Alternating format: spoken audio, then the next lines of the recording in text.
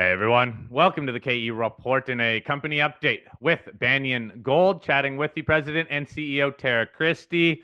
Tara and I are going to be recapping the most recent news release from June 25th, drill results from the Airstrip Deposit on the AurMac project. Now, the Airstrip Deposit, this is, I guess, the second deposit that is on this project, where the company is, in a way, kind of going back into this area, focusing on the high grade, much like what we've seen at the Powerline area, Powerline carrying more of the resource. So, Tara, let's just start off by reminding everybody about this Airstrip deposit. You drilled it last year, but then there was a gap in drilling. So, walk us through the history of this deposit, please. So airstrip is actually where the first mineralization was known about. But then in 2019, we made the Powerline discovery. And then, we grew that so quickly, stepping out 100-meter spacing. And we're really excited about it. Airstrip, though, it's a smaller deposit as it is drilled off now. Remember, in the resource at the zero point 0.3 cutoff, we had 35 million tons at 0.75 for a total of 845,000 ounces. Now, that's higher grade than the overall 0.63. But the reason why we didn't really focus on it was, in the early days, people were thinking that we were going to use a different recovery method.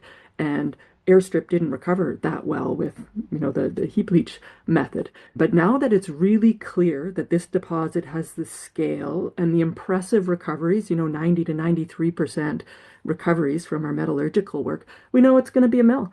And airstrip is back in play. So we drilled on it last year and we made that great discovery of the 16 meters of 9.32 only at 65 meters depth.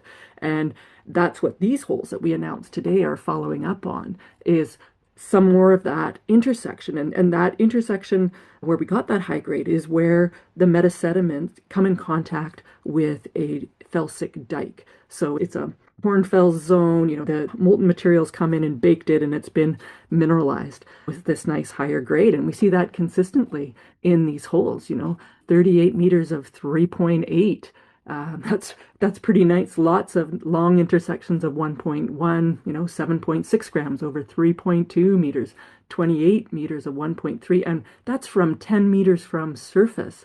19 meters of a gram from 7 meters. So, you look at how close this is. And as we're moving towards that, the PEA that we're working on, finding high-grade starter pit with these kind of grades right near surface, and in fact going to surface, because we really are still just drilling that whole up dip side, which is to the north. So we've put a few more holes in that, which will come out later here.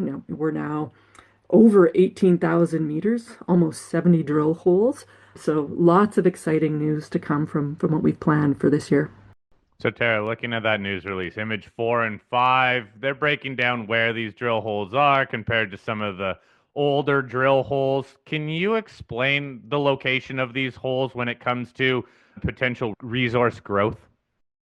So they're just out or expanding the pit to the north, because if you haven't drilled a hole and you have a search radius around the hole, as you go north, you're expanding that search radius. So what was waste will become a resource, which will not only, add ounces and grade, but it'll reduce strip ratio too, because, previously some of the stuff that we're drilling as we go north and up dip was categorized as waste. So you can see them in image 4 and 5, adding ounces really north of where we've drilled before. And that dike, we can trace it across the property. We can see there's some little offsets in it, but we've continued to step out both east and west. So we're going to do the same thing, going east and west, trying to trace this dike near surface and add some more of those high grade near surface ounces, as well as even a little bit more of a step out to the north. So, like holes that are only 100 meters deep potentially, to try and add in the up dip direction.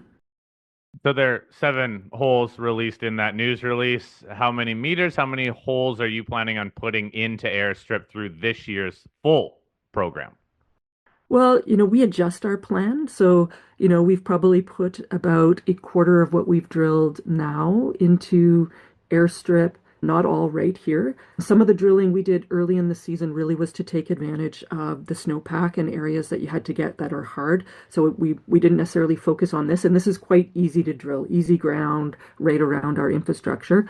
So now that we're getting results, we're evaluating that. We don't just, put a drill plan together at the beginning of the season and then you automatically drill that. We look at our results in real time. We adjust holes. Geology is not what you put on the map at the beginning of the season. If you drill and let's say there's a fault offset, well, obviously you got to change your plan. So we're doing that process now, and we're pretty excited about what we're going to be able to drill, but I haven't allocated exactly how many holes yet will go from the next 12,000, maybe even 15,000 meters that we drill. We're way ahead on drilling. We're getting some amazing productivity, so we're pretty confident we're going to be able to add some meters to the 30,000 meters we've planned. We've got some drills that are getting 100 and 110 meters a day, which, that efficiency really helps your cost. So it's bringing our drill costs down, which will enable us to have a few more meters here at the end of the season. So this week and next week, we're looking at the drill results we have, and we have this new logging system where, the loggers their drill logs go real time into the database. And when the assays, they come in, they go into it, and then our modeler can look at it right away and adapt our program. So that makes us even more able to design our program around what we're seeing and to be more efficient in what we're drilling. Another question here, Tara, is look, as much as these are all near surface results, near surface obviously better than deeper in the system, but what about a depth potential here? How deep are you going to be drilling some holes? Is there potential at depth for even higher grade or something else to happen down there? Absolutely. And we did that geophysical survey last year, which gave us some deep targets. We drilled a lot in Powerline last year, and I'm talking about Powerline, most of this conversation's on Airstrip, but the other bigger deposit we have is Powerline. And we know there's areas there where we only drilled to 100 meters, and we can see that there's higher grade at the bottom, and that was just because those were the first holes we drilled. We didn't drill them very deep. And now that we have the pit from our resource, we can see, and we've got the model, we can see the areas where you can drill deeper and still get them in the pit. And those are important targets for us this year as well. We are drilling some of those at Powerline because we know that they'll add ounces, which will end up in the mine plan. And that's a real benefit of being able to model. The really deep holes, we're thinking about those. Obviously people have said, where's the intrusive? And we only have one really deep hole, which was 850 meters, but 650 meters vertically. And it was really based on testing geology. Are we going to test some of those geophysical targets and other areas where we think we could have some high grade deeper? That's in the plan. We keep refining it based on what we know, but we do think there's some deep holes that we want to drill.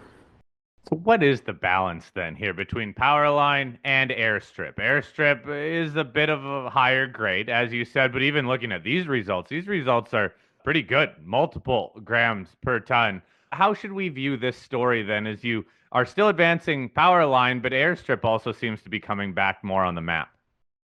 Well, and that's exactly the decisions that we have to make, and you make as you go through the season. And we, look at how many ounces do we think we're going to get from hole and Powerline versus Airstrip, and what's our drilling efficiency. All of those things weigh into it. And then because we've done some scoping study work, we already have a good idea of where the pits are. So, we're looking at areas that are classified as waste simply because we haven't drilled there and where we think we can extend mineralization. Those are obvious targets that you'd want to get. So it's a balance between, pure exploration and expanding the resource and very focused exploration that's adding ounces and grade that will end up in the mining plan because we understand where the pits are going to be based on what we have. So it's not a simple interaction. Airstrip, though, because we haven't focused on it, we're learning a lot about the geology. We really hadn't spent a lot of time on it until like this last winter when we started digging into what do we know, is it open? And we think Airstrip's still open in all directions and down, but east and west in particular. We think Powerline and Airstrip, we showed last year with that row of holes between the two that they're connected. So there's another easy target because when you have a mine pit, having a gap in the middle simply because you haven't drilled it is not efficient. But such problems to have. We haven't been able to drill every hole we wanted to drill, and we are still continuing to prioritize holes based on what's going to add the most value to the project. So what about near-term news flow? Where are some of the drill results going to come from on this project? Well, we'll probably put them in batches, because it makes sense. Like these are the first Airstrip holes, but we had 3 drills drilling from the start. not all of them were in Airstrip. Some of them were in Powerline and on the periphery of the property. We moved it around the property based on areas where we had to drill because we wanted the ground to be frozen. So then you cut the core, you ship it off to the lab. We think it makes more sense usually to put out drill results in one area rather than, here's a couple from Airstrip, here's a couple from Powerline, because then people get a clearer view of what you're talking about. So, our next batch of holes could come from Powerline if we get enough of those assays and they all get through our QA/QC in time. But there will be some more from Airstrip. And, we started drilling in April. We're starting to get results now. Being we had 3 drills turning, we will be, consistently putting out results as we get them from now, probably through to November. So we should have lots of news flow. Okay. Tara, thank you very much for taking time to outline that most recent news release. Again, June 25th. I'll post a link in the show notes so all of you can read over that recent news release. And sounds like we're going to have a lot more drill results coming as the company is, let's say, just over halfway through the planned 30,000 meters, but it sounds like that might also be expanded on. So, Tara, thank you very much for the update. I'm sure we'll chat again soon. Thanks, Corey. Look forward to talking some more.